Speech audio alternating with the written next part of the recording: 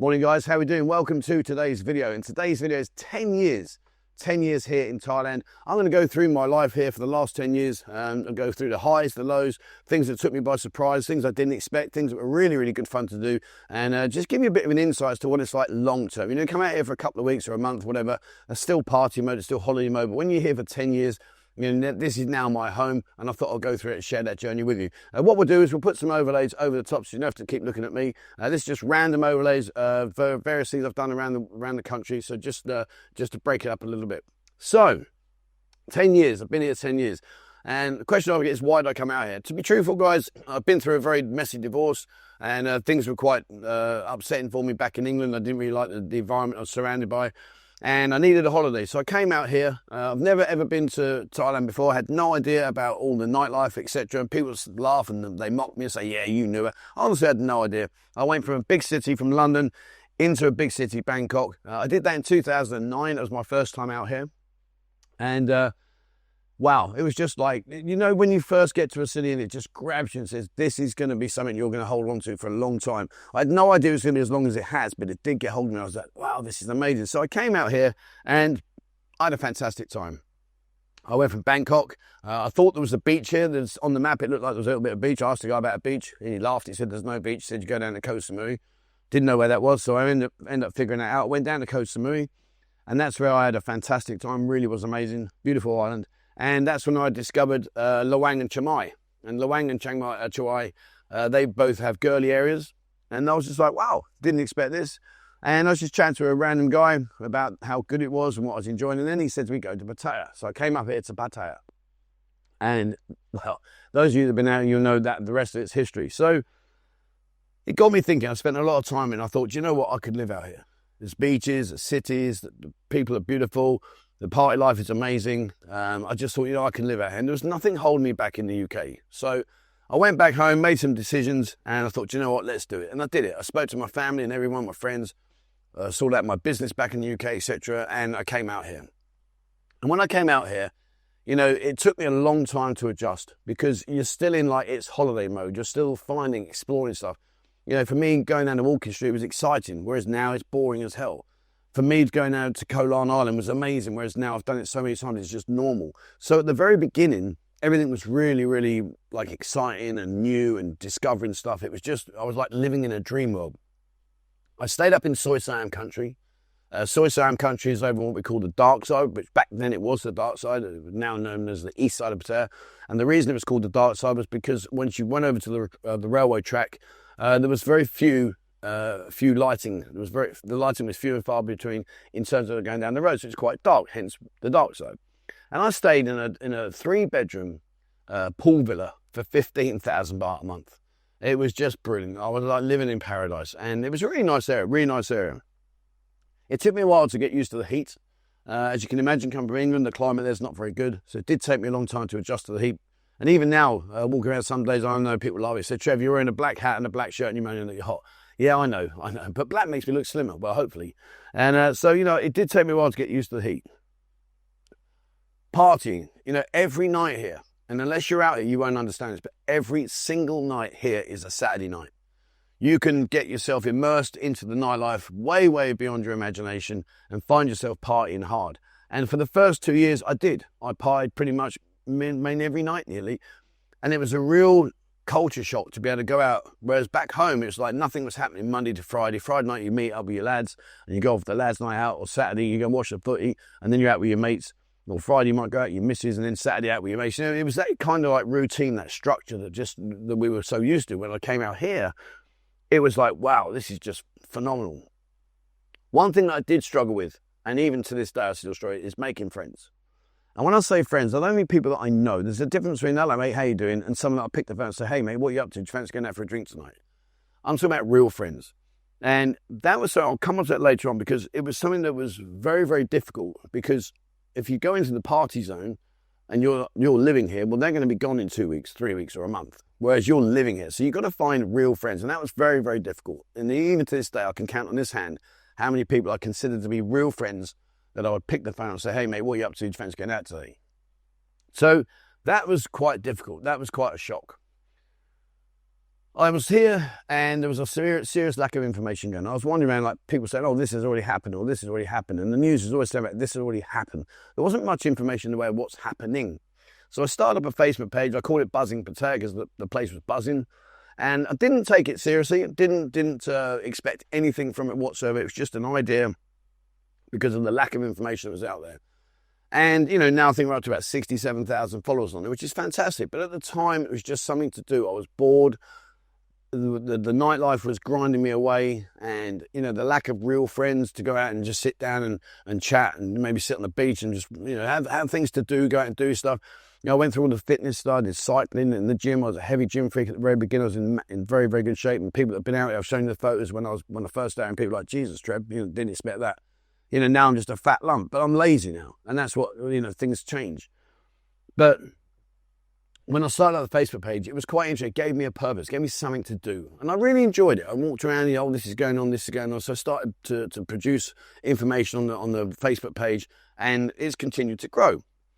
Then what happened was I stumbled across a guy who's still a friend of mine today, and he was the manager of Crystal Lagogo. And at the time, their photographer let them down, and he said to me, Trevor, so I know you do photos. And I was doing like Shutterstock and stuff like that. You know, it was stock footage. It wasn't like girls. And he said, Trevor, since you fancy giving us a hand? And I was like, oh, no, that's not for me, mate. I can't be doing that. Anyway, long and short is I ended up doing that. The first shoot was fantastic. I was shaking like a leaf with the camera when the girls are posing and the poses that they had to pose in. I was like, oh, my Lord, I can't believe I'm doing this.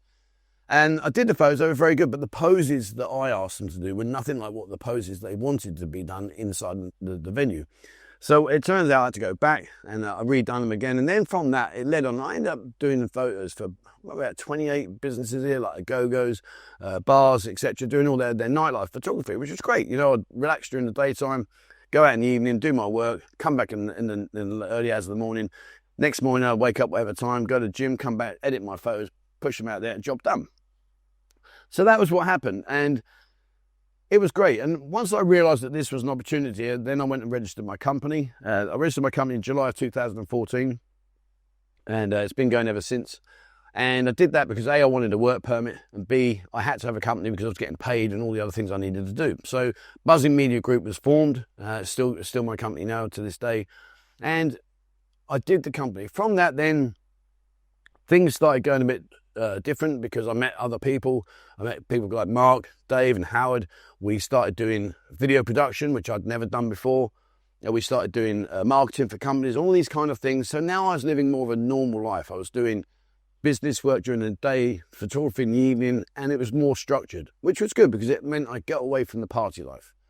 And it's something that if you're going to consider coming out here, guys, and I'm talking about long-term living out here, you really do need to make sure you've got a focus, because if you don't have a focus, this city can quite easily and will eat you up and spit you out in pieces. So it was something that gave me a lot of drive, a lot of passion, and a lot of energy. Then, of course, along came the Big C, and that just flattened us. And it was something that I remember when it very first happened. I didn't expect it to happen, as none of us did. And I thought, oh, it's okay, it's only a couple of days. Then days turned into weeks, weeks into months, months into years. And that was where the Buzzin YouTube really sort of like blew up, because I was here, you were over there, we weren't allowed to travel. And so I was just walking around saying, look, guys, this is happening, this is what's happening. And my very first video was in June the 4th, 2020, would you believe? My first YouTube video that was actually a serious YouTube video, as in like walking around. And that was down on Beach Road. So for me, I just did what I could. You know, I'm no frills, no spills. It was just, I'm walking around, have a look at this, guys. And I've continued to do this way since day one. And I sometimes get people say, oh, Trevor, you should mix it up, mate, and do some more editing and make it a bit more enjoyable. And you're probably right. But for me, you know, I just consider I'm walking down the road with you guys and saying, oh, have a look at that, have a look at that. I'm not going to go, hey, did you see that? You know, I'm not going to, that's not my style. What is my style? There's my computer's just gone. See, there you go. I won't edit it out either. But the point being is, you know, I just kept it real and I kept doing what I was doing. And it was really good fun. And to this day, I'm still doing it. And obviously now we've got the Buzzin Lounge here in Soy Chaipoon. We do the kick videos now. We've got Instagram, we've got Facebook, we've got Discord. We've got so much going on, which has been an incredible journey, one that I never, ever in a million years perceived would happen or expected it to happen. I just thought, well, let's just take day by day and see what goes. So that's more my business side of life here in the last 10 years. Now, my personal life, let's go back. So when I came out here, I did what I tell you not to do, and I fell in love. No doubt about it, I fell in love. I met a girl called Fawn. She was absolutely stunning, beautiful. She was, I think, 12 years younger than me. She was absolutely, I think she was more than that, about 15 years younger than me, and she was absolutely drop-dead gorgeous. And when you consider, and I just want to labour on this point in a second. People mock people, say, oh, look at the age gap. Age is just a number, guys. It's just a number. As long as she's of an adult and she's consenting, then the rest of it's irrelevant. As long as it's two consenting adults, that's all that matters. But also think about this. I'd had 2 crap years back in the UK. Things weren't going well for me in the women aspect because of my ex-wife, blah, blah, blah. And so then what I did was I came out here and I fell in love. It's so easy to do. Then I was on this roller coaster ride. We built a milkshake shop over on the Soy Slam country. Then we got a restaurant. So the milkshake shop and a restaurant, a family come down, started to run that. Then it was talking about going back up to Somdet and Galasin. So we went up there, bought a house, and opened up another restaurant up there. And it was just step by step by step. I was getting deeper and deeper and deeper in, not really giving it any real thought and thinking of anything that could go wrong. And it did go wrong. It did go wrong. We were together about 2.5 years, and in that time, things drifted, and it was just literally like a light switch. Okay, we're done. Bye-bye. And the worst of it was that she told me that she had cancer, and that blew me away because I was really, really gutted. I'd lost a very, very good friend back in the UK very recently at that time through cancer. So that really ripped me apart, and I tried my best to help her, but it was a lie. And all right, it was a nasty thing to do, but in the end, I just thought when I found out that was it, I'm like, okay, we're done. You keep the house, the car, whatever. I'm taking my dogs and I'm taking my TV. The rest of it you can keep. And that's what I did. I literally walked out and came down here. Got a house that I could have pets in, went got my dogs, got my TV, packed my bag, and I left. I've never seen it to this day. And that was quite tough. It was quite hard. Because, you don't ever want to have that breakdown of a relationship. You don't want to feel that you've been used and you've been mugged off. But anyway, it is what it is. I stayed single for about 2 years. Was really just not really into any kind of relationship until I met Mo. And when I met Mo, she was the receptionist at the property company. And I was really on the back foot. I was like, no, I'm not interested. In the end, we started seeing each other, and it was weird because I didn't know how to take the relationship forward in terms of the fact she wasn't at work, whereas Fon was. So anyway, we've been married now 7 years, and I can't get rid of her. But no, she was amazing. And all I can say to you guys is, if you go fishing in a shark-infested swimming pool, you're going to get bitten. But if you go fishing in a nice lake in the big there, well, then you might be lucky. You might catch a really good catch. I think I was lucky. And, that's just the way it is for me. We've been together, we've been married now. We are planning to build a house. Those who've been following the channel will know that I've got some land up there. And again, even to this day, even right now, even with all my previous experience, I'm only spending what I'm happy to lose. And I hope I'm wrong. I hope that Mo isn't going to do this, and I don't think she will. But my point being is I'm only spending what I'm able to lose and happy to lose. In other words, guys, what I'm saying to you is if you're in love and you've got X amount of money and you're going to invest all that X amount of money and leave yourself penniless if it goes tits up, please reconsider it, because it could do. And I'm saying it could, it might not. I know guys on the channel, I'm sure you can comment below, they've been married for 20 odd years, and I think it's fantastic, brilliant. But just keep to the side that if you've got a certain amount of money and you've invested all into that relationship and it goes wrong, well, then what are you going to do? Because out here, you don't get no support. You get zero support. So be prepared. Friends. Unfortunately, out here, we have various different friends that we can call friends. We have people here that are living on an existence. We have people here that are minted and they're enjoying life. We have guys come out here that things go bad and can you just lend me $5,000? I'll pay you back, and they disappear. It's very hard to find real friends, in my opinion. And I have got some real friends, people like Rick and Coops, and they're people that I consider to be my very close friends. They're the guys that I know I can pick the phone up and say, listen, guys, this is what's happened. Can you help me out, whatever, and vice versa. They can always pick the phone up to me.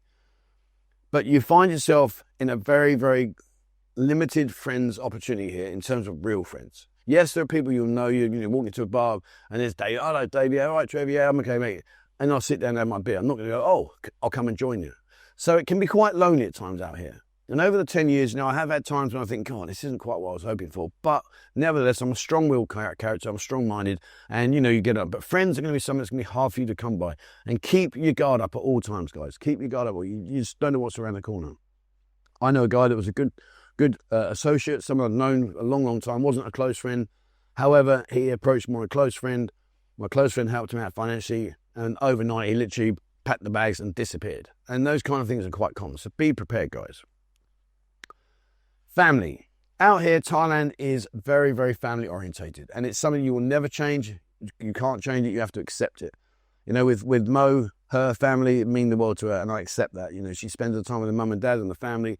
So you are going to be immersed into the family environment, and you've got to embrace it, guys. You can't reject it. You've got to embrace it. And I know people say, I can't go up there, and I'll go up there, I'll get bored, etc. There's a lot of things you can put into place to relieve that boredom. But the point being is families are very, very important. You've got to be a part of their family. So you are going to be doing travels up to the villages. You are going to be the talking point of the village, especially when you first start going there. When I first went there, with Mo, yeah, I was the talking point. Now I'm just part of the family. Now they don't care. But the point is at the beginning, you are going to feel that little bit uncertain about, why is everyone laughing? Why is everyone talking? What are they saying? Especially if you can't understand the language. And I do suggest if you're going to be a long term, try and learn it. Learn to read Thai, guys. It will help you out immensely. Traveling. This country is amazing, and I've just started doing a bit more traveling, but you are very central. You've got Vietnam, Laos, Philippines, Cambodia. You can travel around Thailand, go down to Phuket, up to Chiang Mai.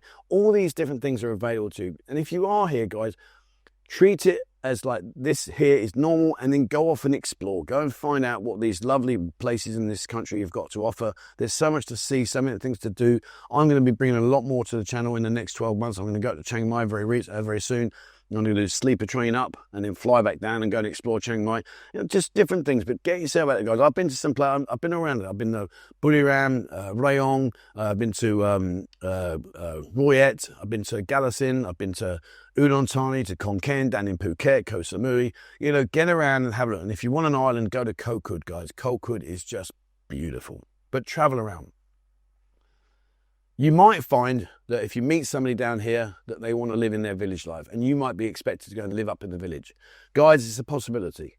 10 years here, I'm immersed myself in the village life. I love it, actually, to be honest. And when I finish my journey here in Pattaya, I will go and live just a normal, peaceful, quietful life. It's been, it's just so refreshing, so relaxing. You just chill out.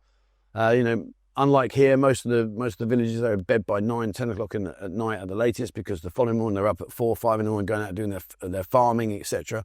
It's just a completely different way of life. So if you are going to be out here for a long term, expect, especially if you're in a relationship, a village life style of some description at some point in your relationship.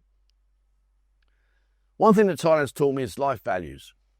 And I mean that by, when I was in London, all I cared about was how expensive my clothes were, how fast my car was, how expensive my car, how big my house was, how much money I was earning, what gold I was wearing, what jewelry I was wearing. It was all about impressing other people. Out here, it's not like that at all. Family value, when I go up to the village, they walk around in their pajamas. There's none of this bling on show that you see down here, none of that. No one cares. It's just really nice to be at ease and at peace with yourself and be who you really are without worrying about what other people think.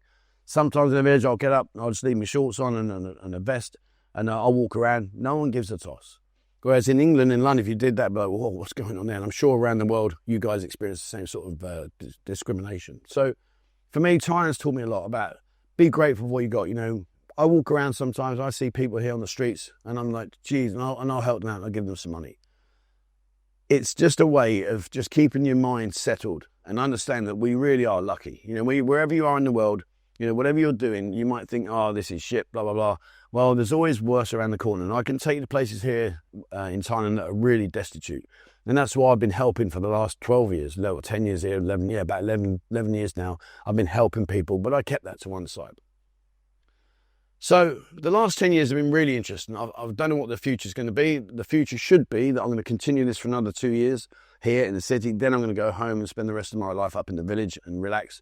Fingers crossed that'll work. If it doesn't, you'll know, because I'll be back here thinking, oh, that's another house I've lost. But it is what it is. In terms of 10 years, I want to say very quickly, my 5 highs, helping the kids. I've helped so many kids, and unfortunately, and I'll talk about the lows. The trolls attack you, which is just a shame, but it is what it is. But the highs have been amazing. I've helped the children at Bangjingjai, Bangkrujah, at the foundation on Sukhumvit Road. I'm about to start doing some stuff for the blind children.